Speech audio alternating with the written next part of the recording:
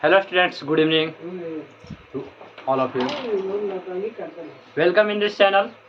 This channel is your.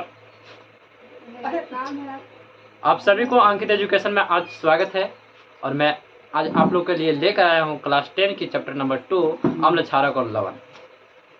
तो चलिए video को मज़ेदार तरीके से समझिएगा और क्लास पूरा देखिएगा ताकि आपको अच्छा से समझ में आ जाए। मेरे बातों को ध्यान से देखिए। आपका अति है, चैप्टर का नाम है अम्ल क्षारक एवं लवण। सबसे पहले मैं जानूंगा अम्ल क्षारक का गुण क्या होता है। देखिए इसका गुण क्या होता है। अम्ल क्या होता है? अम्ल स्वाद में खट्टा होता है। वो अम्ल जो होता है स्वाद में खट्टा होता है।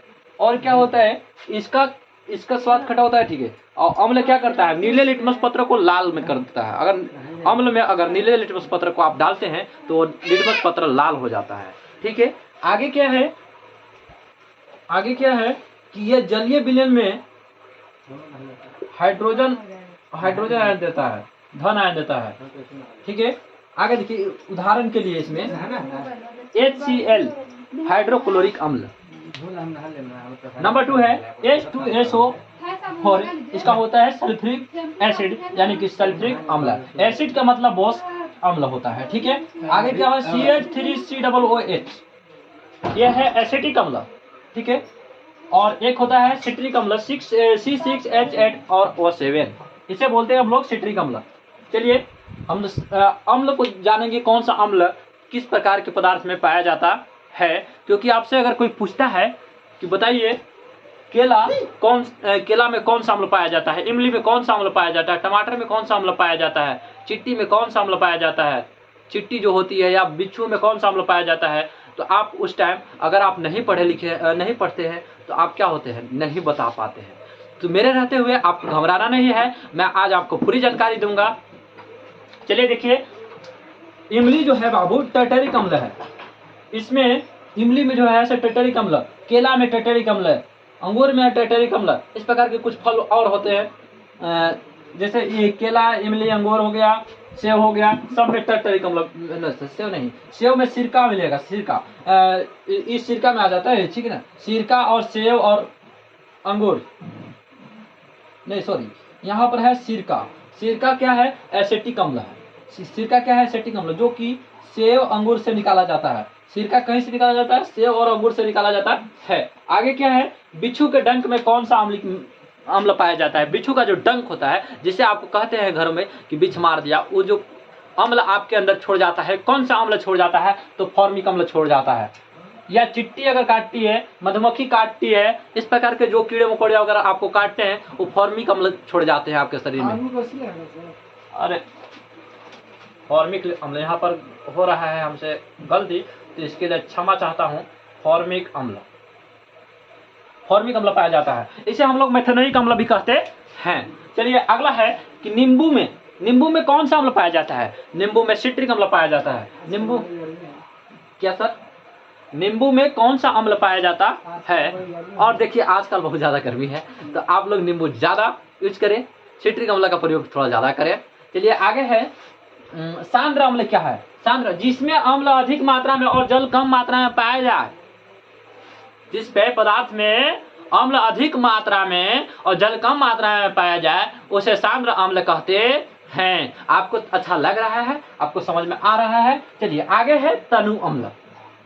जस्ट इसका ऑपोजिट समझ लीजिएगा। इसका ऑपोजिट का मतलब क्या हुआ सर? ऑपोजिट समझिए, जिसमें अम्ल कम मात्रा में, जिस पेय पदार्थ में अम्ल कम मात्रा में और जल अधिक मात्रा में। देखिए इसका ऑपोजिट, अम्ल अधिक और जल कम। तो इसमें क्या होगा भाई, अम्ल कम और जल अधिक मात्रा में, तो समझिएगा कि वह तनु अम्ल है। कौन सा अम्ल है? तनु अम्ल। आपको तनु अम्ल समझ में आ गया। चलिए आगे है क्षारक। इसका बेस होता है, क्षारक का मतलब बेस होता है। अब इसका गुण यहाँ से स्टार्ट करते हैं। क्षारक का गुण, क्षारक में कौन कौन सा गुण होता है। देखिए स्वाद में कड़वा होता है। क्षारक जो है स्वाद में कड़वा लगेगा। क्षारक खाइएगा जैसे साबुन वगैरह ये सब जो है सर्फ, इसको देखिएगा आप लेके अंदर, ये कड़वा होता है इस सामान में, जल्दी अंदर नहीं जाता है। ठीक है, आगे देखिए ये क्या करता है, लाल लिटमस पत्र को नीला कर देता है। लाल लिटमस पत्र को क्या कर देता है, नीला कर देता है। ठीक है, जलीय विलयन में इसे कौन सा OH ऑक्सीजन हाइड्रोक्साइड आयन देता है, OH आयन देता है। चलिए इससे एग्जाम्पल क्या है सर, NaOH, KOH या NHOOH। NaOH का मतलब sodium hydroxide, sodium hydroxide, potassium hydroxide एवं NH4OH अमोनियम हाइड्रोक्साइड। चलिए आपको यहाँ तक समझ में आया है तो आप वीडियो को पॉज करके अच्छा से लिख लीजिए, लिखना बहुत जरूरी है, और नहीं तो अभी आप स्क्रीनशॉट इसे ले सकते हैं।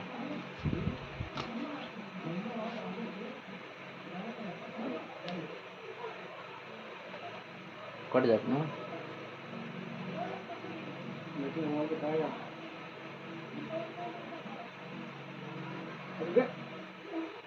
करना क्या, पॉज करना है।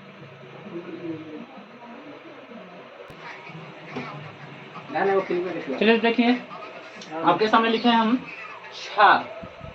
क्षार क्या होता है, क्षार और क्षारक अलग अलग होता है, क्षारक अलग होता है, क्षार अलग होता है। इसका डेफिनेशन क्या है, जल में घुलनशील क्षारक को क्षार कहते हैं। जैसे साबुन, साबुन को जल में अगर डालते हैं तो घुल जाता है, तो इसे हम लोग क्षार कहते हैं। ठीक है, आगे देखिए सूचक। सूचक क्या होता है, सूचक का रहना बहुत जरूरी है, क्योंकि हम लोग इसे पता कैसे करेंगे, हर एक अम्ल और क्षारक को टेस्ट करके पता करना मुश्किल है, क्योंकि ये कोई ज़्यादा खतरनाक होता है, उससे आपको दिक्कत हो सकता है, बॉडी पर इफेक्ट हो सकता है, प्रभाव पड़ सकती है। ठीक है, तो सूचक होना जरूरी है। सूचक किसी दिए गए विलयन में अम्ल व क्षारक की उपस्थिति को दर्शाता है। सूचक किसी दिए गए विलयन, मान लीजिए कोई विलयन है, उसमें क्या करता है सूचक, तो अम्ल और क्षारक की उपस्थिति को दर्शाता है कि कितना अम्ल है या कितना क्षारक है। ठीक है, इसका रंग या गंध अम्लीय या क्षारक माध्यम में बदल जाता है। इसका रंग या गंध जो है अम्लीय या क्षारक माध्यम में बदल जाता है। ठीक है, तो मतलब हम इसे रंग या गंध से पहचानते हैं कि यह अम्ल है या क्षारक है। ठीक है, नेक्स्ट हम सूचक के प्रकार। सूचक के 3 प्रकार होता है बॉस। सूचक के जो होता है 3 प्रकार होता है। पहला है प्रकृति सूचक, दूसरा है कृत्रिम सूचक और तीसरा है गंधिक सूचक। तो चलिए देखिए हम समझते हैं प्राकृतिक सूचक, कृत्रिम सूचक और गंधिक सूचक। ठीक है, प्राकृतिक सूचक पौधों से प्राप्त किया जाता है। वैसे सूचक जिसे हम पौधों से प्राप्त करते हैं उसे प्राकृतिक सूचक कहते हैं। ठीक है, जैसे हल्दी या लिटमस पत्र, इसे हम लोग पौधों से प्राप्त करते हैं। अच्छा, इसको अगर लिटमस पत्र को हम लोग एसिड के साथ अगर एसिड में डालते हैं, यानी कि अम्ल में डालते हैं, तो वह लाल हो जाता है। नीला लिटमस पत्र को अगर डालता है तो लाल हो जाता है। ठीक है, और इसे अगर क्षारक में डाल दिया जाता है तो क्या हो जाता है, नीला। हल्दी जो है, हल्दी को अगर अम्ल के साथ अगर डालते हैं, हल्दी को अगर अम्ल में डालते हैं तो उसका कोई रंग चेंज नहीं होगा, क्योंकि हल्दी का कलर पीला होता है, और उसे अम्ल में डालते हैं तो उसका कोई प्रभाव नहीं पड़ता है। लेकिन हल्दी को अगर आप क्षारक के साथ अगर डाल देते हैं, क्षारक में डाल देते हैं, तो उसका रंग लाल हो जाता है। एग्जाम्पल के लिए, आपके घर में जब आप व्हाइट शर्ट पहनते हैं तो कभी कभी खाते खाते हल्दी के बूंद सब्जियों से गिर जाता है, उससे अगर आप धोते होंगे थोड़ा पहले लाल होता है, इसके बाद वो छूटता है। ठीक है, नेक्स्ट है कृत्रिम सूचक। कृत्रिम सूचक क्या होता है, तो वैसे सूचक जो साइंटिस्ट के द्वारा बनाया जाए या रसायन के द्वारा बनाया जाए, केमिकल के द्वारा बनाया जाए, वैसे सूचक को हम लोग कृत्रिम सूचक कहते हैं।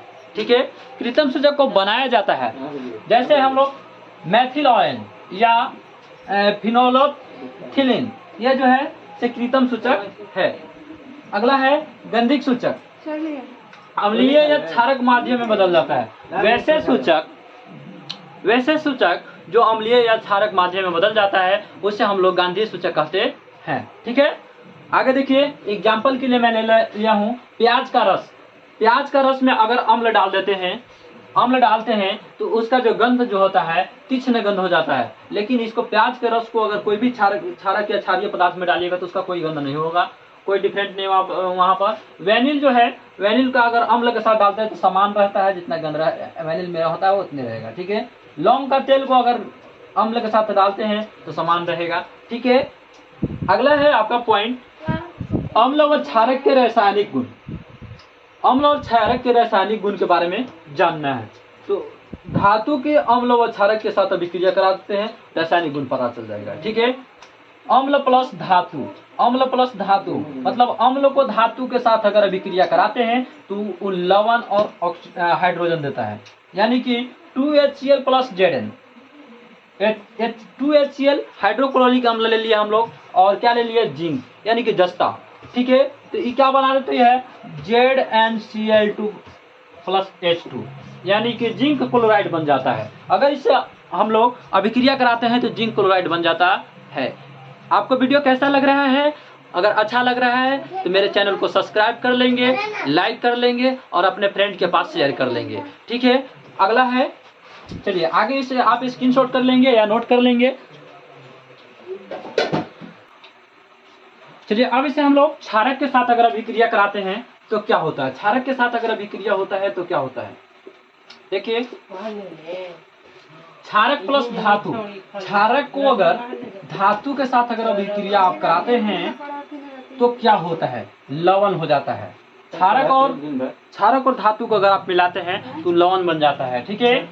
जैसे एग्जांपल के लिए मैंने ले लिया है sodium hydroxide plus zinc, sodium hydroxide plus zinc 2NaOH plus Zn क्या बन जाएगा, Na2ZnO2 प्लस H2 यानी कि सोडियम जिंक ऑक्साइड बन जाएगा। क्या बन जाएगा, सोडियम जिंक ऑक्साइड। समझ में आ गया आप लोग को? वीडियो अच्छा आया लाइक कर दीजिएगा, सब्सक्राइब कर लीजिएगा। वीडियो छोड़ के भागे होंगे उन्हें तो प्रभाव पड़वे करेगा।